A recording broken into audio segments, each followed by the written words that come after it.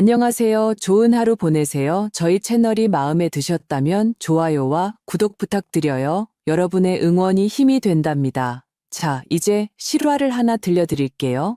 웰빙 라이프. 어느 할머니의 눈물겨운 진실 공방. 상상해 보십시오. 평생을 힘들게 모은 당신의 노후 자금. 어느 날 당신이 가장 사랑하는 손자가 갑자기 중병에 걸려 목숨을 구하는데 5천만 원이 급히 필요하다면 당신의 며느리가 눈물로 호소하며 심지어 동네 사람들이 모두 보는 앞에서 당신 앞에 무릎을 꿇고 도와달라고 애원한다면 당신은 어떻게 하시겠습니까? 아마 대부분의 분들은 있는 것 없는 것 다 팔아서라도 아이를 구해야지라고 대답할 것입니다. 하지만 오늘 이야기의 주인공, 70살의 한 할머니는 모두가 지켜보는 가운데 땅바닥에 무릎 꿇은 며느리와 아픈 손자를 앞에 두고 입에서 차가운 세 글자를 뱉어냈습니다. 못 준다. 이것은 과연 인간성의 말살일까요? 아니면 도덕의 타락일까요? 이 할머니는 어째서 이토록 무정하고 심지어 악독하다고 할 수 있는 결정을 내렸을까요? 온 동네를 떠들썩하게 만들었던 그 무릎 꿇는 소동 뒤에는 과연 어떤 알려지지 않은 비밀이 숨겨져 있었을까요? 그리고 한 달 후 온 가족이 법정에서 대면했을 때 또 어떤 놀라운 진실이 그 자리에 있던 모든 사람을 침묵하게 만들었을까요? 오늘 이 영상은 많은 분들의 가족애와 효에 대한 인식을 뒤엎을 것입니다. 부디 마지막까지 시청해 주십시오. 결말은 분명 여러분을 깜짝 놀라게 할 것입니다. 제 이름은 박순자, 올해 70입니다. 은퇴 전에는 초등학교 교사였습니다. 저에게 매일의 삶은 평온하고 충실합니다. 아침에 일어나 간단한 아침 식사를 준비하고 책 한 권을 들거나 옛 노래를 들으며 저만의 안온함을 즐깁니다. 오늘 아침 서울은 창문으로 햇살이 쏟아져 들어와 식탁 위에 된장찌개와 밥, 그리고 몇 가지 밑반찬을 비추었습니다. 그 빛은 너무나 부드러워 이 고요함을 깨고 싶지 않을 정도였습니다. 제가 평생을 살아온 이 연희동의 낡은 집에서는 시간이 유독 느리게 가는 것 같았습니다. 다만 최근 반년 동안 이 평온함 속에는 항상 희미한 불안감이 맴돌았습니다. 이 불안은 제 며느리 최미영에게서 비롯되었습니다. 미영이는 원래 절약하며 살림을 잘 꾸려가던 아이였습니다. 하지만 언제부터인가 그녀는 다른 사람처럼 변했습니다. 손목에 차고 있던 시계는 백화점에서 몇십만 원 하던 브랜드에서 제가 잡지에서나 봤던 돈이 있어도 쉽게 살 수 없다는 명품 시계로 슬그머니 바뀌어 있었습니다.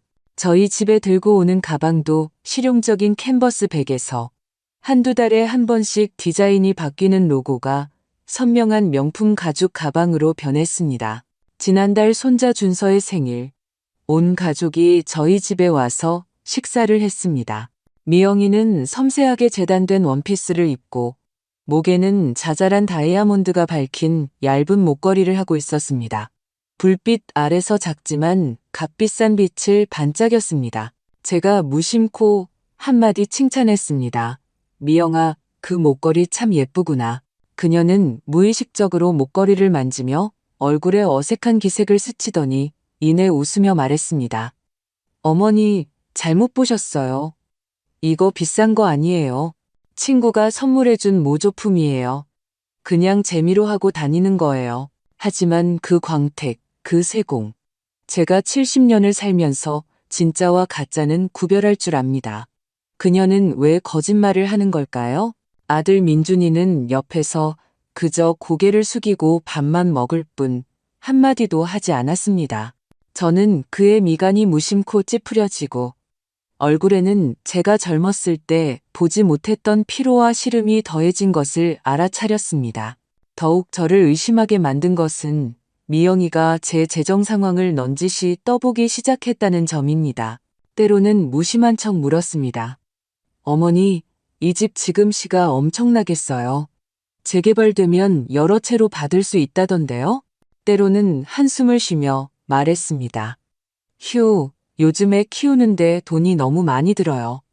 준서 학원 하나만 해도 몇십만 원인데 은퇴하시고도 월세 받는 집이 두 채나 있으셔서 압박감 하나 없으신 어머니가 정말 부러워요. 말의 안팎이 모두 돈이라는 글자를 벗어나지 않았습니다.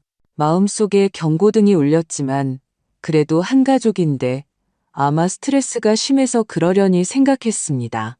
저는 그저 덤덤하게 대꾸하며 깊이 파고들지 않았습니다.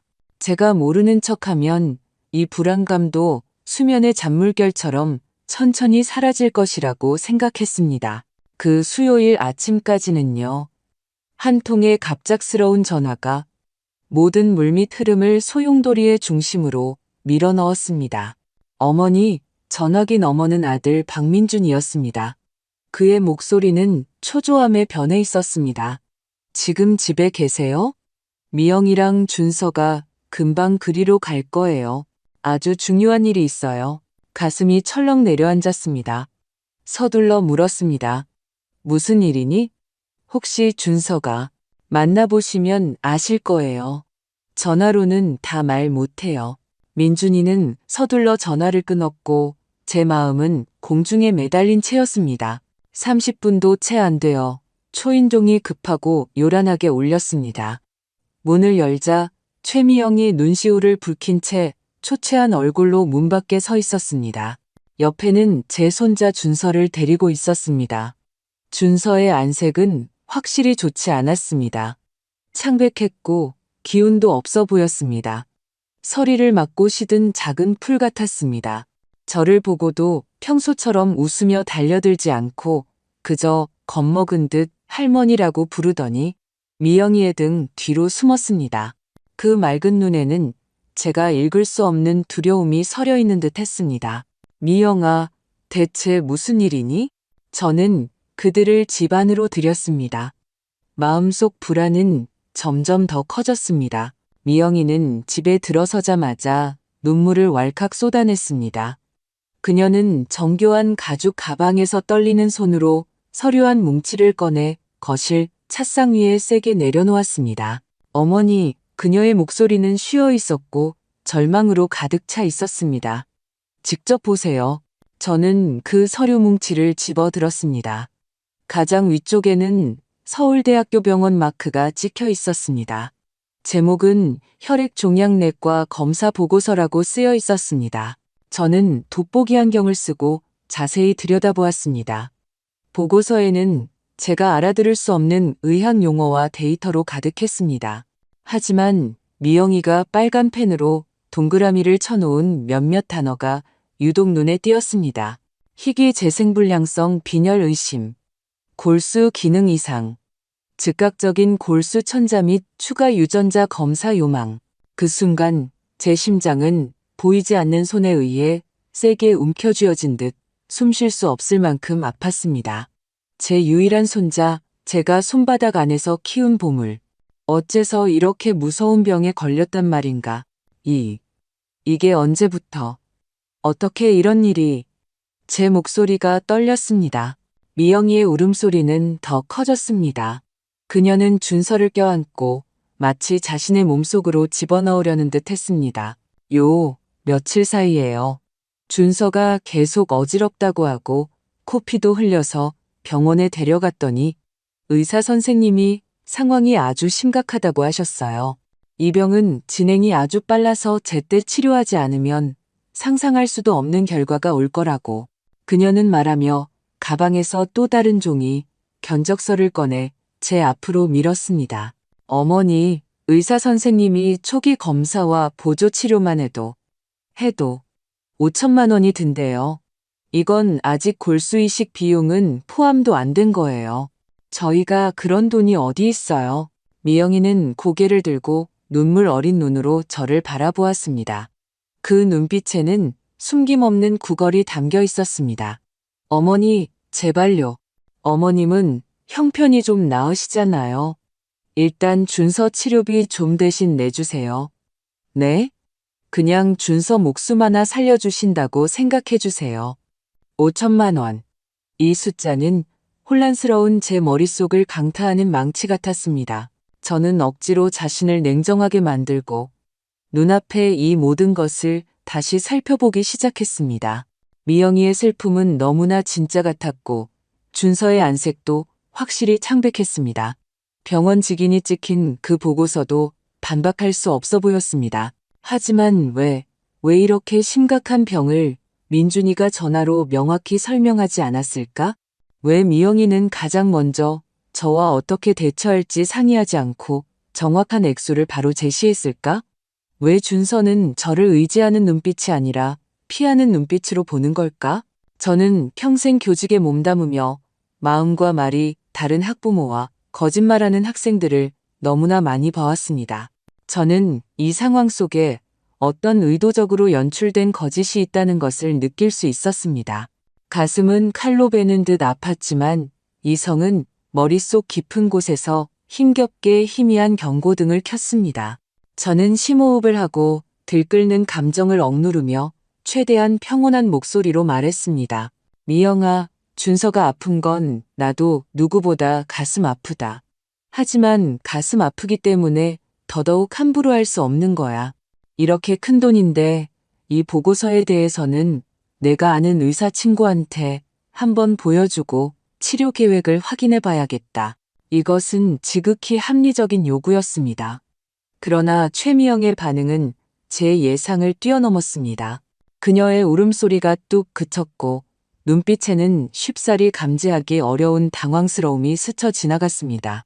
이내 더 짙은 슬픔으로 그것을 감췄습니다. 어머니, 지금은 목숨이 경각에 달렸는데 어머님 친구분을 기다릴 시간이 어디 있어요? 만약 최적의 치료 시기를 놓치면 어떡해요?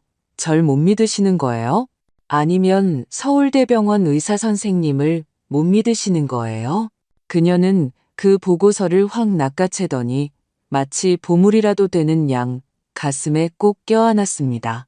이건 준서의 사생활인데 어떻게 함부로 다른 사람에게 보여줘요.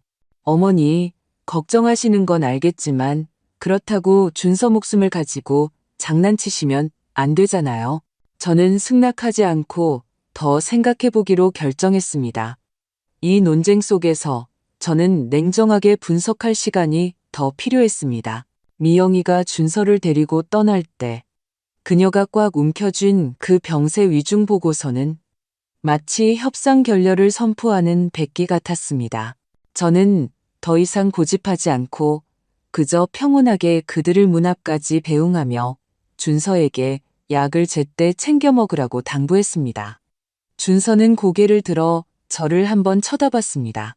그 눈빛에는 천마디 말이 담겨 있는 듯 했지만 결국 아무 말도 하지 않았습니다. 문을 닫고 텅 빈 거실에 홀로 앉아 마음이 어지러웠습니다. 방금 전에 모든 세부 사항을 되짚어 보았습니다. 미영이의 과장된 슬픔, 아들 민준이의 애매모호한 태도, 준서의 피하는 눈빛, 그리고 기밀처럼 다뤄진 그 보고서. 제 직감은 이 안에 분명 문제가 있다고 말하고 있었습니다. 하지만 손자의 건강은 보이지 않는 족쇄처럼 제 이성을 단단히 묶고 있었습니다. 만약 준서가 정말 아픈 거라면?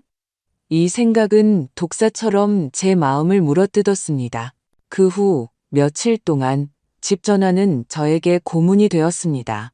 민준이가 전화에서는 피곤함과 은근한 책망이 섞인 목소리로 말했습니다. 어머니, 미영이 스트레스가 너무 커요. 좀 이해해 주시면 안 돼요? 준서병은 정말 더 이상 미룰 수 없어요. 미영이는 더 이상 직접적으로 돈 이야기를 꺼내지 않았습니다. 그저 매일 카카오톡으로 준서가 기운 없어 보이는 사진 몇 장을 보내며 오늘도 입맛이 없네요. 밤새 기침하느라 잠을 못 잤어요. 같은 글을 덧붙였습니다. 그들은 마치 경험 많은 사냥꾼처럼 끈기 있게 덫을 놓고 제가 걱정과 죄책감에 스스로 걸어 들어오기를 기다렸습니다. 저는 답장하지도 다시 전화하지도 않았습니다. 저는 그들이 더 많은 허점을 드러내기를 기다렸습니다. 저는 그들이 가장 잔인하고 가장 공개적인 방식으로 저를 벼랑 끝으로 몰아붙일 것이라고는 상상도 못했습니다. 금요일 오후 저는 평소처럼 아파트 단지 근처 마트에서 장을 보고 돌아오는 길이었습니다. 길은 단지 내 작은 공원을 지나야 했습니다. 멀리서 보니 그곳에 꽤 많은 사람이 모여 있었습니다. 대부분 우리 동네의 오랜 이웃들이었고 평소에 수다 떨기 좋아하는 김 여사님, 이 여사님, 심지어 통장님까지 계셨습니다. 가슴이 덜컥 내려앉으며 불길한 예감이 들었습니다.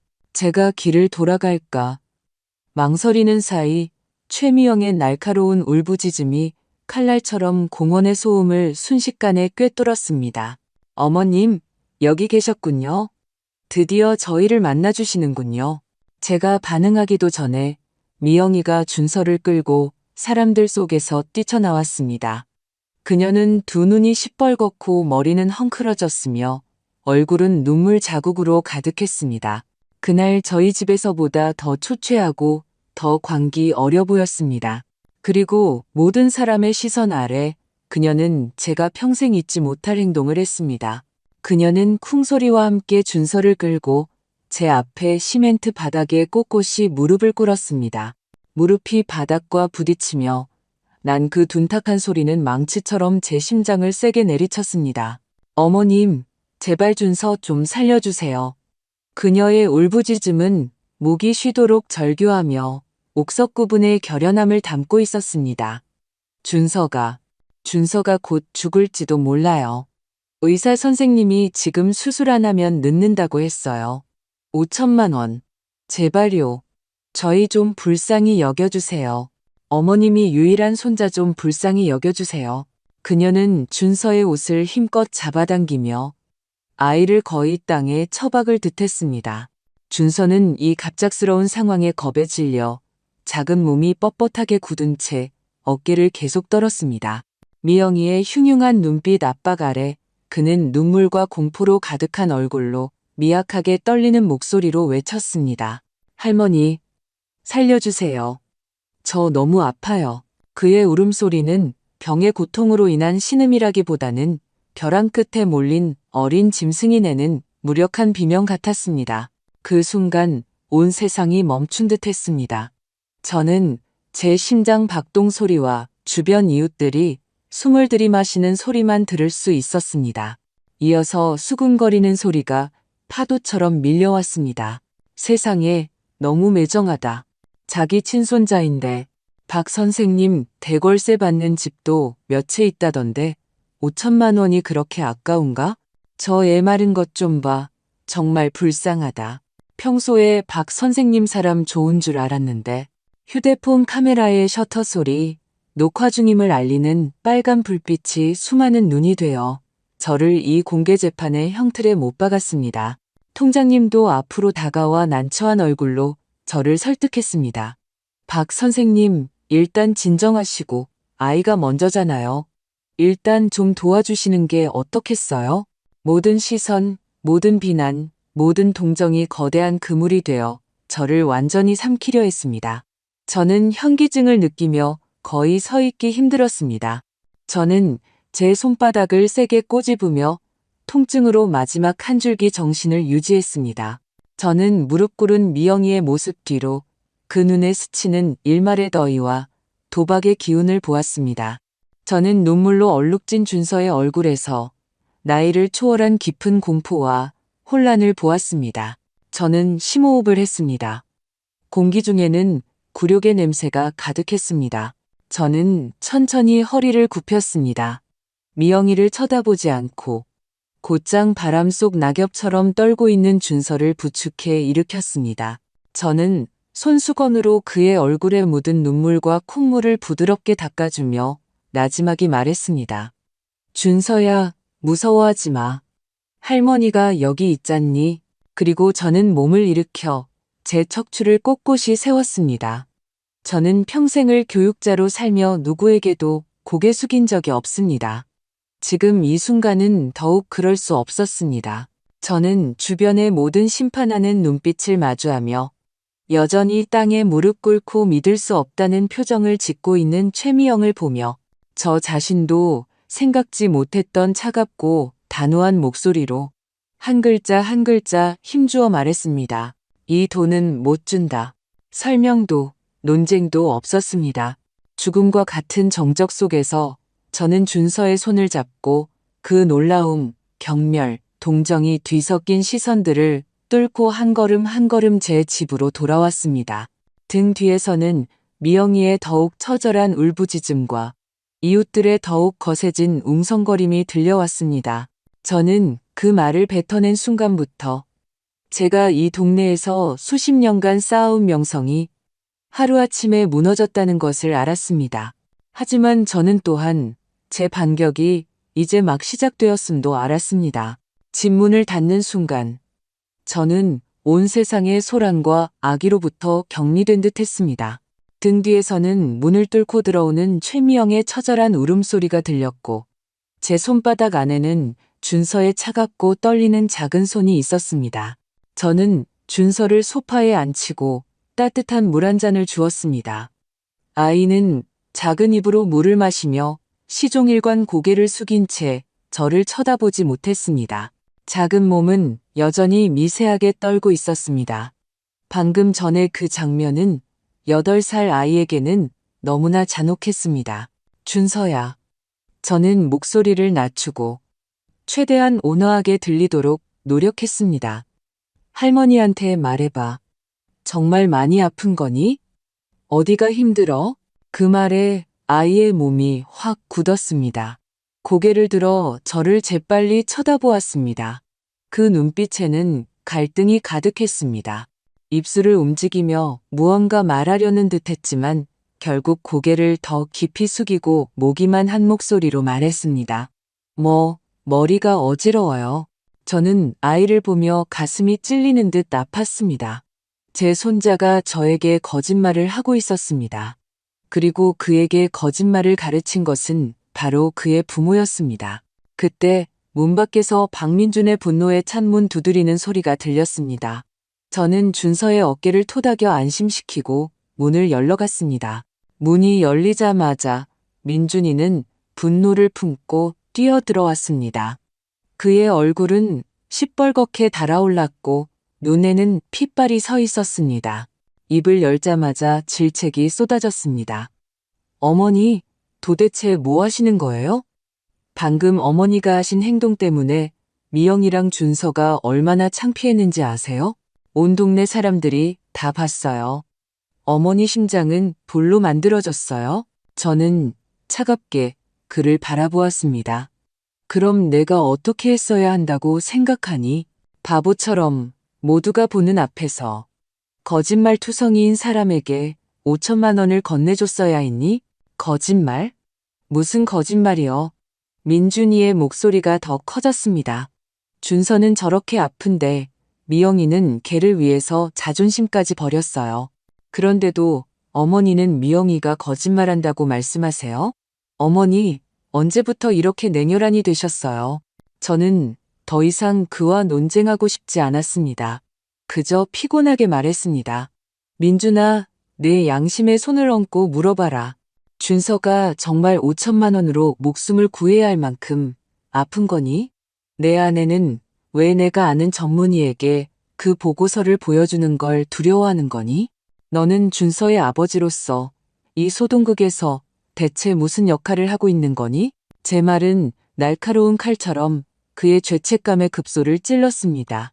그의 얼굴에서 분노가 순식간에 사라지고 대신 파랗게 질리는 당혹감이 나타났습니다.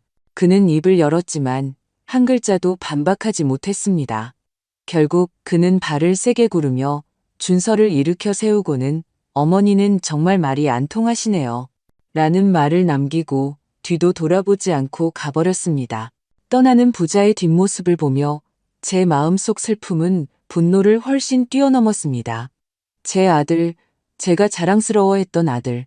이미 그 여자에게 완전히 조종당해 독립적인 사고 능력을 잃고 심지어 자식으로서의 기본적인 양심마저 잃어버렸습니다. 저는 홀로 거실에 오랫동안 앉아 있었습니다. 석양빛이 온 방을 노랗게 물들일 때까지 더 이상 앉아서 당하고만 있을 수는 없었습니다. 저는 전화를 들고 오랫동안 연락하지 않았지만 지금 이 순간 제가 유일하게 신뢰할 수 있는 사람의 번호를 눌렀습니다. 김 변호사님? 저 박순자입니다. 바쁘신데 죄송합니다. 제가 좀 곤란한 일에 처해서 변호사님의 도움이 필요합니다. 전화기 너머는 저의 오랜 친구이자 서울 법조계에서 존경받는 변호사였습니다.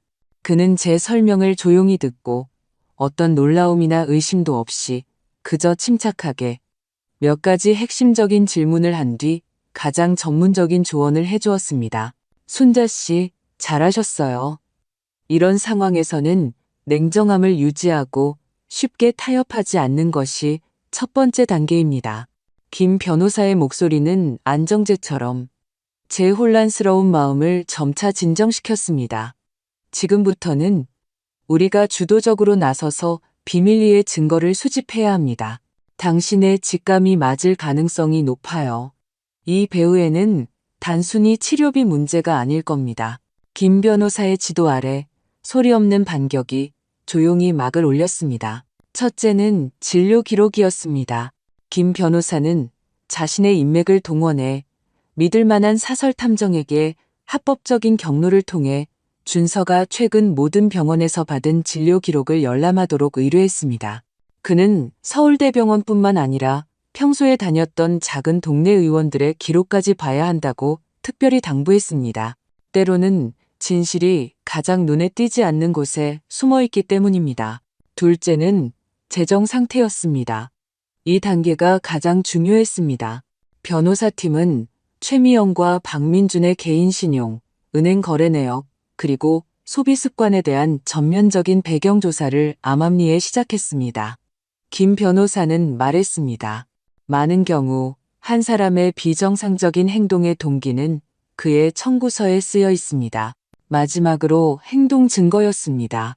김 변호사는 제가 당분간 그들과 먼저 연락하지 말고 섣불리 행동하여 그들을 놀라게 하지 말라고 조언했습니다. 하지만 그들의 동태를 면밀히 주시하라고 했습니다. 저는 아파트 주민들의 카카오톡 단체 채팅방을 유심히 보기 시작했습니다. 예전에 저를 손가락질했던 이웃들은 이제 제가 돈만 알고 인정 없는 사람이라는 온갖 버전의 이야기를 활발히 퍼뜨리고 있었습니다.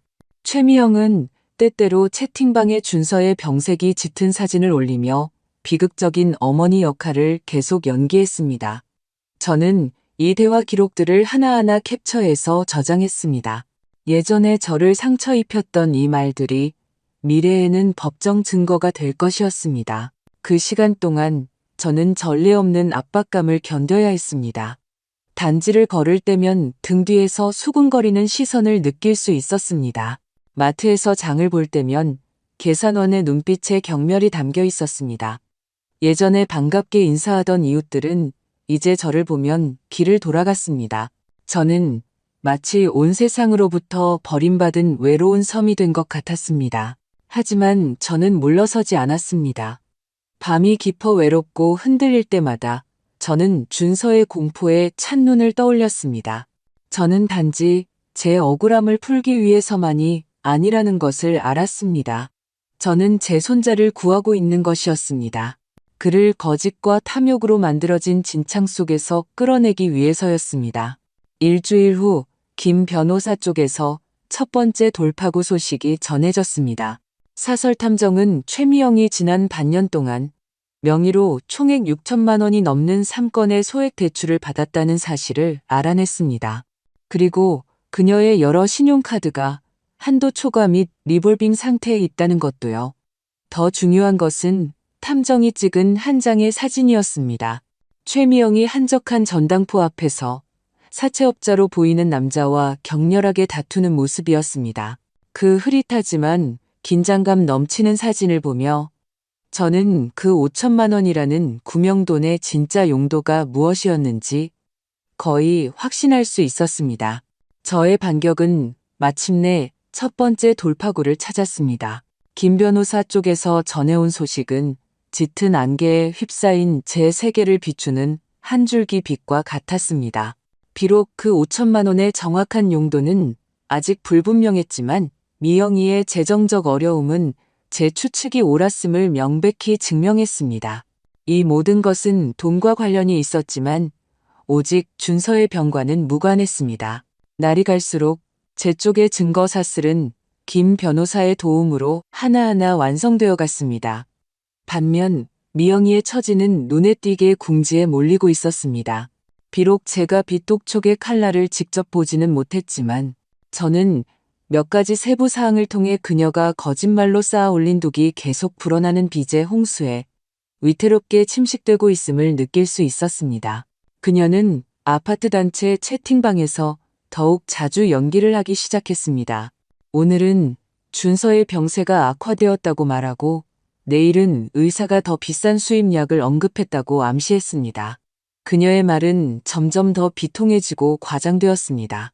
마치 도박꾼이 마지막 순간에 판을 뒤집기 위해 계속해서 판돈을 올리는 것 같았습니다. 아들 민준이도 거의 매일 제게 전화를 걸었습니다. 그의 말투는 처음에 질책에서 거의 애원으로 바뀌었습니다. 어머니, 제발 저희 좀 도와주세요. 이러다 이 집안 망하겠어요. 준서병 때문이니 아니면 다른 것 때문이니? 제가 매번 평온하게 되물을 때마다 전화기 저편에서는 길고 숨막히는 침묵이 흘렀습니다. 저는 그들이 이미 막다른 길에 다다랐다는 것을 알았습니다. 그리고 막다른 길에 몰린 사람은 종종 가장 미친, 가장 무모한 짓을 저지르곤 합니다. 저는 그녀의 반격이 법원직인이 찍힌 소장의 형태로 제게 배달될 것이라고는 예상하지 못했습니다. 음울한 오후였습니다. 우편 배달부가 두툼한 등기 우편을 가져왔습니다. 봉투를 뜯자 차갑고 눈에 거슬리는 검은 글자들이 눈에 들어왔습니다. 서울가정법원 민사소장. 저는 한 글자 한 글자 읽어내려갔습니다. 몸이 분노로 떨렸습니다. 최미영이 제 손자 박준서의 법정 대리인 자격으로 저를 상대로 정식으로 소송을 제기한 것이었습니다. 소장의 내용은 흑백을 전도하는 수준을 넘어섰습니다. 그녀는 저 박순자가 준서의 직계 존속으로서 준서가 중병에 걸려 치료비가 급히 필요하다는 사실을 알면서도 혈육의 정을 무시하고 악의적으로 지급을 거절하여 준서의 병세를 악화시키고 심신에 막대한 상처를 입혔다고 주장했습니다. 따라서 그녀는 법원에 다음과 같이 판결을 구했습니다. 첫째, 제가 즉시 준서의 치료비 및 정신적 위자료로 총 1억 원을 지급할 것을 요구했습니다. 그녀는 금액을 5천만 원에서 1억 원으로 2배로 올렸습니다. 둘째, 더 악독하게도 그녀는 법원에 가압류를 신청하여 제가 재산을 빼돌리는 것을 막는다는 명목으로 현재 세를 주고 있는 제 명의의 집을 압류해달라고 요청했습니다. 이것은 더 이상 단순히 돈을 요구하는 것이 아니었습니다. 이것은 노골적인 약탈이었습니다. 그녀는 법이라는 무기를 이용해 저를 냉혈한 할머니라는 치욕의 기둥에 완전히 못 박아버리고 명분 있게 제 재산을 차지하려 했습니다.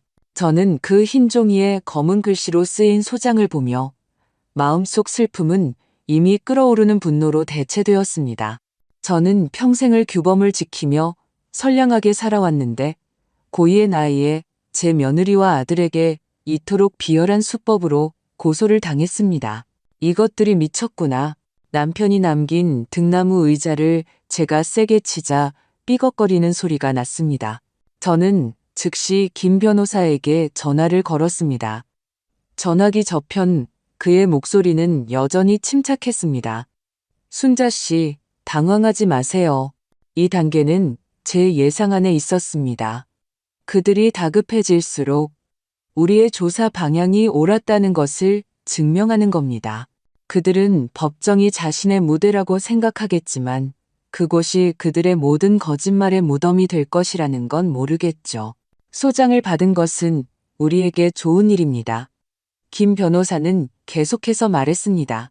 이것은 우리가 드디어 어둠 속에서 밝은 곳으로 나와 우리가 가진 모든 증거를 가장 공정하고 공개적인 장소에서 모두 펼쳐 보일 수 있다는 것을 의미합니다. 김 변호사의 준비 아래 우리의 반격도 비밀 조사에서 법정 공방 준비 단계로 본격적으로 전환되었습니다. 변호사팀은 증거 수집에 박차를 가했습니다. 소아과 권위자가 직접 작성한 준서의 건강에 아무런 이상이 없다는 건강평가 보고서가 정식으로 법정 증거로 제출되었습니다. 최미영의 모든 신용카드 청구서, 명품 소비 기록, 그리고 소액 대출 계약서가 하나하나 정리되어 명확한 부채 사슬을 형성했습니다. 동시에 이 소송은 그 기이한 윤리적 분쟁 성격 때문에 곧 언론의 주목을 받았습니다. 몇몇 방송사와 신문사 기자들이 저를 인터뷰하려고 온갖 방법을 동원했습니다. 저는 김 변호사의 조언에 따라 일절 침묵을 지키며 모든 것은 법원의 공정한 판결을 기다리겠다고만 말했습니다. 제 침묵은 외부에서 보기에는 죄책감의 인정으로 비쳤습니다. 인터넷 여론은 거의 일방적으로 저를 비난했습니다. 악독한 할머니, 철석간장의 부자, 현대판 호랑이 할머니 같은 온갖 험한 꼬리표가 눈송이처럼 제게 날아들었습니다. 최미영은 이 기회를 잡아 자발적으로 몇몇 매체와 인터뷰를 했습니다. 카메라 앞에서 그녀는 눈물을 흘리며 자신의 아들을 구하기 위해 사방으로 뛰어다녔지만 냉혈한 시어머니에게 거절당한 비극적인 어머니로 포장했습니다. 그녀의 연기는 수많은 동정을 얻었고 한순간에 저는 대한민국에서 가장 악독한 할머니가 된 듯했습니다. 하지만 저는 알고 있었습니다. 동트기 전의 어둠이 항상 가장 짙다는 것을. 모든 거짓말이 최고점에 쌓였을 때 작은 성냥개비 하나만으로도 그것을 가장 화려한 잿더미로 태워버릴 수 있다는 것을. 그리고 저는 개정, 카이팅에 그날을 조용히 기다리고 있었습니다. 제 손으로 그 성냥개비를 점화할 순간을 기다리며 개정 당일 서울가정법원 앞은 언론사의 취재 차량으로 인산인해를 이뤘습니다. 저는 단정한 남색 정장을 입고 김 변호사와 함께 그 호기심, 경멸, 동정이 뒤섞인 시선들을 뚫고 장엄한 법정으로 들어섰습니다. 법정 안은 이미 만석이었습니다. 방청석에는 기자들뿐만 아니라 우리 동네 통장님, 김 여사님 같은 익숙한 얼굴들도 있었습니다. 그들은 정의의 심판을 보러 온 것이었습니다. 심판의 대상은 바로 저 악독한 할머니였습니다. 최미영과 박민주는 원고석에 앉아 있었습니다. 미영이는 오늘 분명 신경 써서 꾸민 듯 했습니다. 얼굴은 누렇게 뜨고 눈빛은 어두웠으며 수수한 낡은 옷을 입고 생활과 시름에 짓눌린 어머니의 이미지를 완벽하게 연기했습니다. 준서는 그들 사이에 앉아 고개를 숙인 채 작은 몸을 웅크리고 있었습니다. 겁먹은 새 같았습니다. 재판이 시작되자 공기가 마치 응고된 듯 했습니다. 최미영의 변호사가 먼저 공세에 나섰습니다. 그는 청산유수로 미리 준비한 말을 비통한 어조로 풀어냈습니다. 그는 준서를 병마에 시달리는 천사라고 칭했고 최미영을 어머니는 강하다의 전사라고 칭했습니다. 그리고 저 박순자는 금은보화를 쌓아두고도 죽어가는 이를 외면하는 냉혈한 어른이라고 했습니다. 그는 판사에게 핵심 증거라며 동네 의원 몇 군데에서 발급한 준서의 빈혈 수치가 낮다는 보고서와 그가 병세위독 통지서처럼 꾸민 서울대병원의 초기 검사서를 제출했습니다. 이어서 최미영은 변호사의 유도 아래 눈물과 콧물이 뒤섞인 연기를 시작했습니다.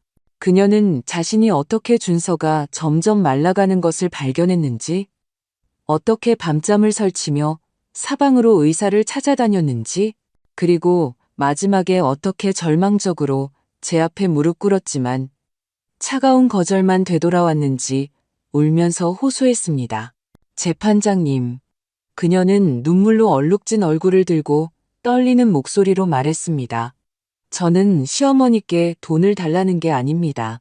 제 불쌍한 아들을 위해 살기를 구해달라고 애원하는 겁니다. 그녀의 연기는 매우 설득력이 있었고 방청석에서는 탄식이 흘러나왔습니다. 젊은 판사마저 미간을 살짝 찌푸렸습니다. 제 아들 박민준이 증언할 차례가 되었습니다. 그는 시종일관 고개를 숙인 채 저를 쳐다보지 못했습니다. 판사가 아내의 주장에 동의하는지 묻자 그는 한참을 망설이다가 마침내 무기만 한 목소리로 말했습니다. 제 제 아내가 한 말은 모두 사실입니다. 어머니께서는 확실히 도와주려고 하지 않으셨습니다. 이 말은 마지막 칼날처럼 제 가슴에 깊이 박혔습니다. 모든 화살이 저를 향했습니다. 저는 최미영의 입가에 감지하기 어려운 승리의 미소가 스치는 것을 보았습니다. 바로 그때 제 변호사, 김 변호사님이 일어섰습니다. 그는 즉시 반박하지 않고 조용히 증인석 앞으로 다가가 최미영에게 온화하게 말했습니다. 최미영 씨, 딱한 사정은 이해합니다. 아이를 치료하기 위해 많은 노력을 하셨겠지요. 그런데 이 5천만 원, 나아가 소장에서 언급하신 1억 원은 구체적으로 어떤 의료 항목에 사용될 예정이었습니까? 최미영은 잠시 당황하더니 더듬거리며 말했습니다. 그냥 각종 검사비랑 그리고 수입 약 같은 거요.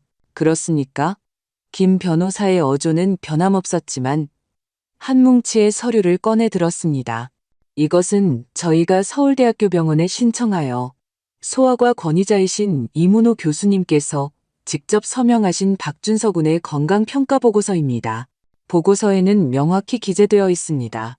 박준서 군은 가벼운 영양성 빈혈 외에는 신체 모든 기능이 정상이며 고액의 치료가 필요한 어떤 희귀 질환도 없다고 말입니다.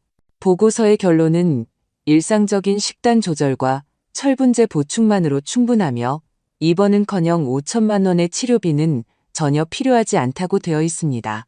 이 권위 있는 보고서가 공개되자 법정 안은 순식간에 술렁거렸습니다. 최미영의 얼굴이 하얗게 질렸습니다. 김 변호사는 그녀에게 숨 쉴 틈도 주지 않고 즉시 두 번째 증거를 제출했습니다. 재판장님, 최미영 씨가 아이의 치료비 때문에 곤란을 겪는 것이 아니라면 왜 그토록 이 돈이 급하게 필요했을까요? 아마도 우리는 그녀의 소비 기록에서 답을 찾을 수 있을 겁니다. 거대한 프로젝션 스크린에 혀를 내두를 만한 자료들이 재생되기 시작했습니다. 최미영이 지난 1년간 각종 백화점 명품관에서 쓴 카드 기록. 총액은 7천만 원을 훌쩍 넘었습니다. 그녀가 몇몇 명품 구매 대행 사이트에서 소비한 내역. 그 중에는 수백만 원짜리 에르메스 가방과 1,000만 원이 넘는 롤렉스 시계도 있었습니다. 그리고 그녀 명의의 3개 은행 신용카드 청구서, 모든 카드가 리볼빙 상태였고 연체액 총액은 8천만 원을 넘었습니다. 마지막으로 김 변호사는 녹음 파일을 재생했습니다. 그것은 그가 특수한 경로를 통해 입수한 최미영과 한 자산관리회사, 실제로는 사채업체의 위장회사의 추시몬 간의 통화 내용이었습니다. 녹음 속에서 남자의 흉악한 목소리가 선명하게 들렸습니다. 최미영 씨, 당신 그 7천만 원 원금에 이자가 붙어서 이제 거의 1억이야. 다음 주까지 돈 못 갚으면 우리가 전화만 하지는 않을 거야. 최미영은 전화기 속에서 애절하게 애원했습니다. 사장님, 제발 시간 좀 더 주세요. 저희 시어머니 쪽에서 곧 돈이 나올 거예요. 진실은 이 순간 명백하게 드러났습니다. 법정 전체가 침묵에 잠겼습니다. 모든 사람이 이 경천동지할 반전에 충격을 받았습니다. 예전에 최미영을 동정했던 시선들은 이제 경멸과 분노로 바뀌었습니다.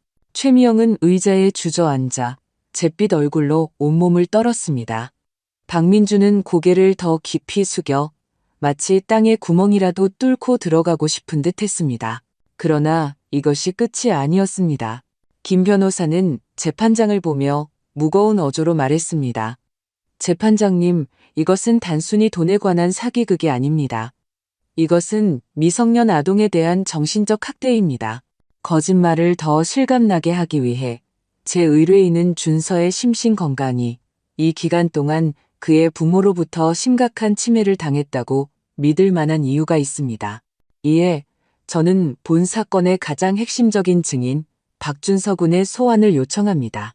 판사의 허락 아래 아동 심리 상담사가 준서를 동반하고 천천히 증인석으로 걸어 나왔습니다. 이것은 매우 이례적인 상황이었습니다. 법정은 쥐 죽은 듯 조용했습니다. 심리 상담사는 먼저 판사에게 자신이 준서를 심리평가한 결과를 진술했습니다. 준서가 최근 심각한 불안과 외상 후 스트레스 장애 증후군을 보였으며 그 근원은 가정 내부의 거대한 압박에서 비롯되었다고 증언했습니다. 그리고 심리 상담사의 부드러운 유도 아래 판사는 가장 부드러운 목소리로 준서에게 물었습니다. 준서야, 판사 할아버지한테 말해줄 수 있겠니? 정말로 아주 심각한 병에 걸린 거니? 준서는 고개를 들었습니다. 눈물로 가득한 제 얼굴을 보고 또 원고석에서 미친 듯한 어머니와 이미 넋이 나간 아버지를 보았습니다. 아이의 작은 몸에서 오랫동안 쌓아온 용기가 폭발했습니다. 그는 고개를 저으며 애뜬 울음 섞인 목소리로 크지는 않지만 법정 전체가 똑똑히 들을 수 있도록 말했습니다. 아니요. 엄마가 제가 아프다고 말 안 하면, 할머니한테 돈 달라고 안 하면 우리 집을 나쁜 아저씨들이 다 잡아간다고 했어요. 엄마가 제가 울지 않으면, 이렇게 연기하지 않으면 할머니가 돈을 안 주실 거고 저는 죽을 거라고 했어요. 아이는 박민준을 향해 고개를 돌렸습니다. 눈眶에서 눈물이 툭 터지듯 쏟아졌습니다.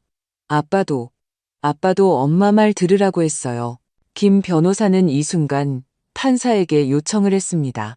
재판장님, 진상을 규명하기 위해 심리 상담사의 동석하에 박준서 어린이의 몸에 있는 상처를 검사할 것을 요청합니다. 판사는 동의했습니다. 법정 내의 비교적 사적인 공간에서 여성 법원경위와 심리 상담사의 동석하에 준서는 조용히 소매와 바짓단을 걷어 올렸습니다. 김 변호사는 카메라로 촬영한 고화질 사진을 대형 스크린에 동시에 투영했습니다. 모두가 숨을 들이마셨습니다. 준서의 깡마른 팔과 다리에는 깊고 얕은 청자색 멍자국이 가득했습니다. 어떤 것은 둥근 모양으로 마치 손가락으로 세게 꼬집은 듯한 자국이었고 어떤 것은 긴 막대기 모양으로 가는 막대 같은 것으로 맞은 듯한 자국이었습니다. 새로운 상처와 오래된 상처가 겹쳐져 차마 눈뜨고 볼 수 없을 지경이었습니다. 심리 상담사가 부드럽게 물었습니다.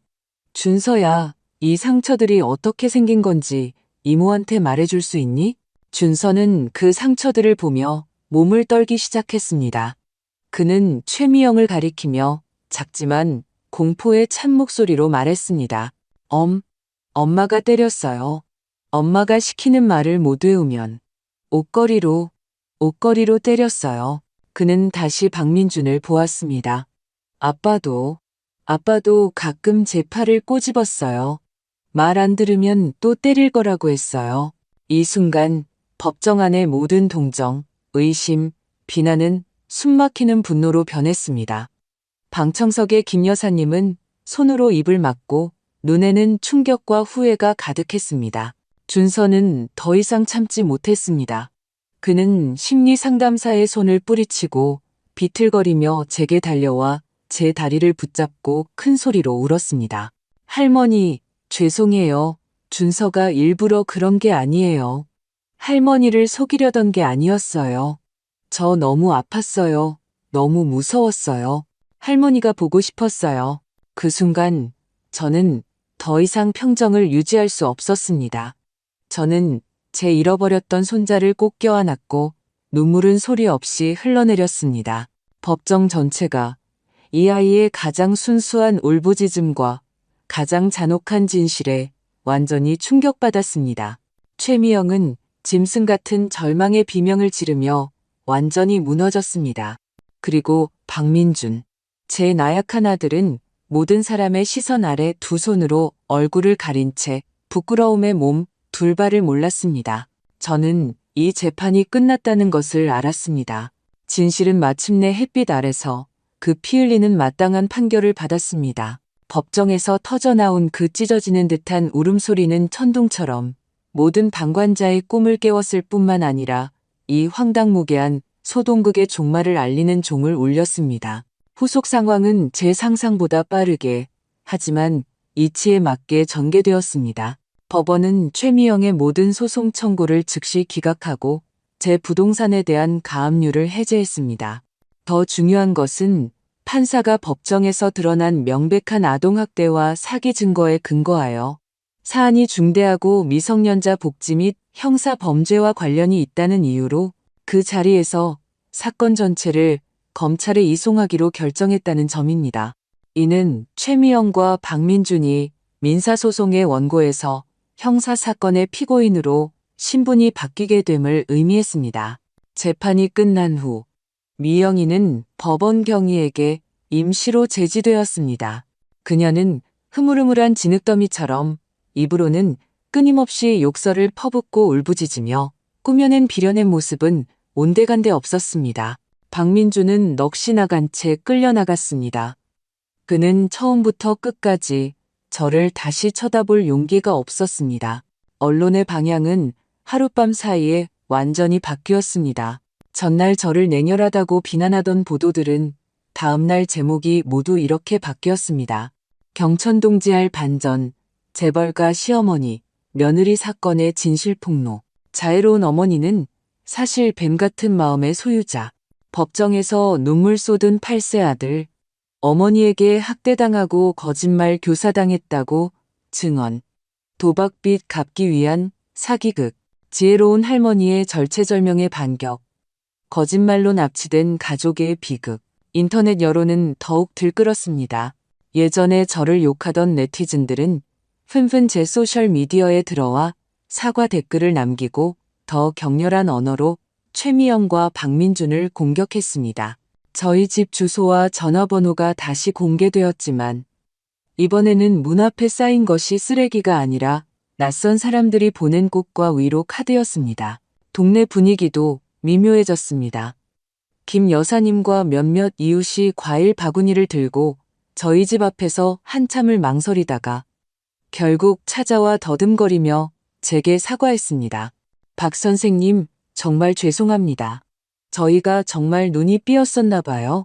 그 여자 말을 믿다니. 저는 용서한다. 용서하지 않는다 같은 말은 하지 않았습니다. 그저 평온하게 그들을 집에 들여 차 한 잔을 대접했습니다. 저는 그들이 악인이 아니라 그저 동정심에 눈이 멀어 쉽게 믿어버린 평범한 사람들이라는 것을 알았습니다. 그리고 이 세상에서 가장 쉽게 이용당하는 것은 종종 선량함입니다. 진정한 청사는 법으로부터 왔습니다. 최미영은 사기, 무고, 문서 위조, 그리고 가장 중요한 아동복지법상의 학대죄로 여러 죄가 병합되어 3년의 징역형을 선고받았습니다. 그녀는 자신의 허영심과 탐욕으로 자기 인생의 치욕적인 마침표를 직접 찍었습니다. 박민준의 말로도 비참했습니다. 그가 주범은 아니었지만 아버지로서 알고도 방관했으며 아내의 행동을 용인하고 심지어 준서에 대한 학대와 교사에 가담했습니다. 법원은 최종적으로 그에게 집행유예를 선고했지만 200시간의 사회봉사와 의무적인 부모교육 프로그램 이수를 명령했습니다.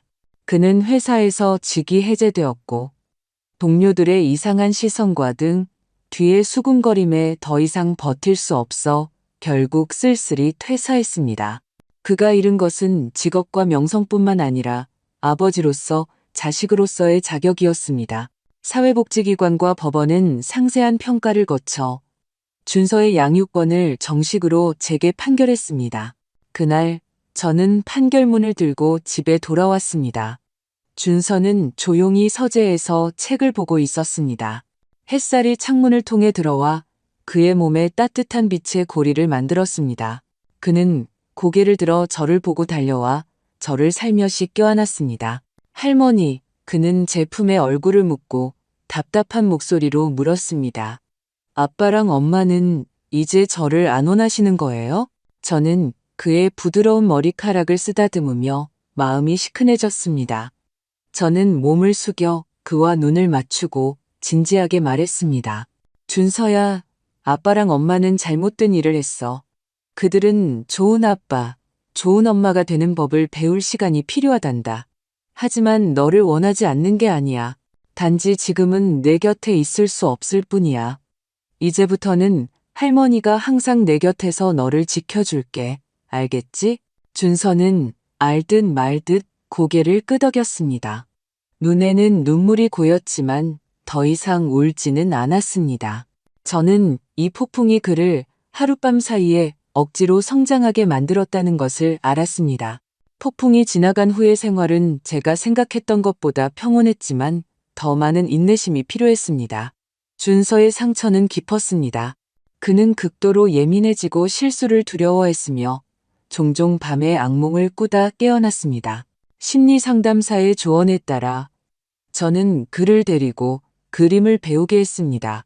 색채와 선으로 말로 표현할 수 없는 감정들을 표출하게 했습니다. 그의 도화지는 처음에는 항상 검은색, 회색 등 어두운 색과 뒤틀리고 날카로운 선들로 가득했습니다. 점차 그의 그림 속에는 파란색, 초록색이 나타나기 시작했고 심지어 저를 상징하는 작은 노란색 한 점도 나타났습니다. 저는 학교에서 하던 일을 그만두고 모든 시간과 정성을 준서와 함께하는 데 쏟았습니다. 우리는 함께 식물원에 가서 사생을 하고 함께 도서관에 가서 책을 읽고 함께 집에서 요리법을 연구했습니다. 저는 그에게 시를 읽어주었습니다. 자애로운 어머니 손의 시리, 집 떠난 아들의 옷이 되는 이야기부터 인생의 고난에 대한 시까지 저는 그에게 글자에는 힘이 있어서 아름다움을 기록할 수도 있고 추악함을 폭로할 수도 있다고 말해주었습니다. 하지만 가장 중요한 것은 그것으로 진실된 자신을 표현하는 것이라고요. 박민주는 정기적으로 준서를 보러 왔습니다. 그는 많이 야위었고 말수도 많이 줄었습니다.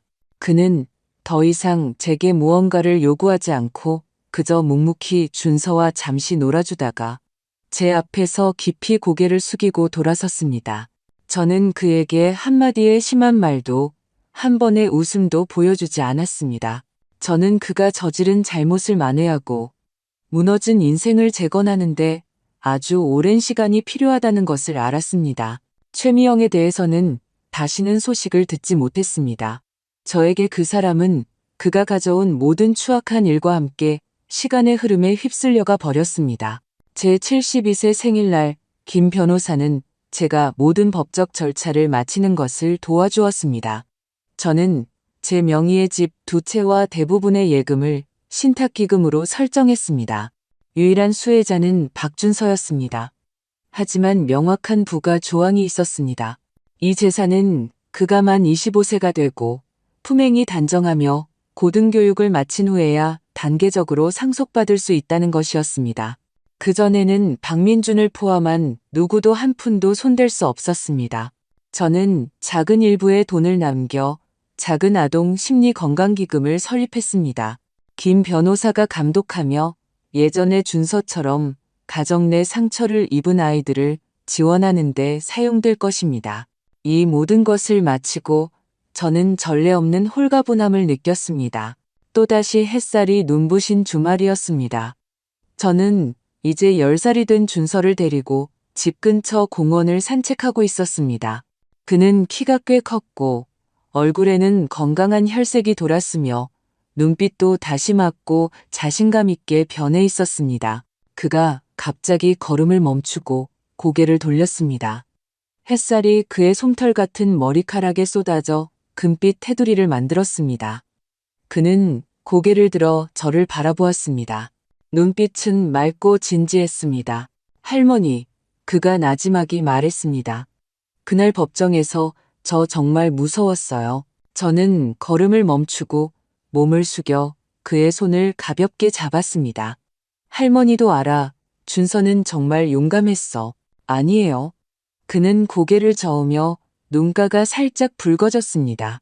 제가 무서웠던 건 그 사람들이 아니었어요.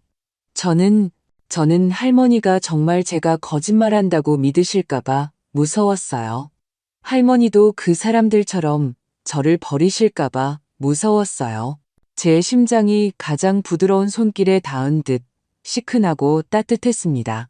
그는 코를 훌쩍이며 다른 손으로 제 손을 꽉 잡았습니다. 목소리에는 약간의 떨림이 있었지만 더없이 단호했습니다. 하지만 할머니는 그러지 않으셨어요. 모든 사람이 할머니를 욕할 때도 할머니는 저를 지켜주셨어요. 할머니, 감사해요. 그는 잠시 말을 멈추고 가장 적절한 단어를 찾는 듯 했습니다. 마지막으로 그는 가장 간단하고 진실된 말로 이렇게 말했습니다. 할머니, 저를 포기하지 않아주셔서 감사해요. 그 순간 저는 더 이상 참지 못하고 그를 꼭 껴안았습니다. 모든 억울함, 분노, 피로가 저를 포기하지 않아주셔서 감사해요라는 이 한마디에 눈 녹듯 사라졌습니다. 저는 그의 따뜻한 등을 어루만지며 눈물은 소리 없이 그의 어깨를 적셨습니다. 제가 되찾은 것은 비단 명예와 재산만이 아니었습니다. 제가 되찾은 것은 이 아이가 세상에 대해 가진 마지막 신뢰와 그의 순수하고 선량한 마음이었습니다. 햇살이 나무십 사이로 우리 조선의 몸에 얼룩덜룩한 빛 그림자가 드리워졌습니다.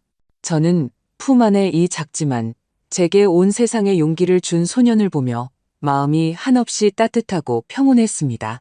이것이 제가 원했던 최고의 저녁 노을이었습니다. 오늘 이야기는 여기서 막을 내립니다. 박순자 할머니는 뛰어난 지혜와 강인함으로 쏟아지는 여론의 압박 속에서 자신의 결백을 지켰을 뿐만 아니라 손자 준서를 거짓과 학대의 진창에서 구해냈습니다. 하지만 돌이켜보면 처음에 동네에서 모든 사람의 비난과 무릎 꿇은 가족을 마주했을 때 돈 못 준다는 그 결단력에는 얼마나 큰 용기가 필요했을까요? 만약 여러분이 박순자 할머니였다면 그 손가락질 받는 압박 속에서 똑같이 냉정하고 확고한 선택을 할 수 있었을까요? 한 가정이 법정에서 대면하는 지경에 이르게 된 문제의 근원은 과연 어디에 있을까요? 최미영의 끝없는 허영심일까요? 박민준의 왜곡된 효심과 나약함일까요? 아니면 현대사회의 돈에 대한 과도한 숭배가 가장 기본적인 가족애를 부식시킨 것일까요? 자녀의 가정 교육에 대해 이 사건은 또 우리에게 어떤 경각심을 줍니까? 이 배후에는 정답이 없습니다. 각자의 입장과 경험에 따라 다른 견해를 가질 것입니다. 댓글창에서 여러분의 가장 진솔하고 깊이 있는 견해를 뵙기를 매우 기대합니다. 만약 이런 실제 인간 본성에 대한 탐구에 관심이 있으시다면 반드시 저희 채널을 구독하시고 알림 설정을 켜주십시오. 그렇게 해야만 우리에게 깊은 생각할 거리를 던져주는 어떤 사례도 놓치지 않을 것입니다. 또한 이 이야기를 공유하여 더 많은 사람이 현실 앞에서 시험받는 가족의 모습을 볼 수 있게 해주십시오.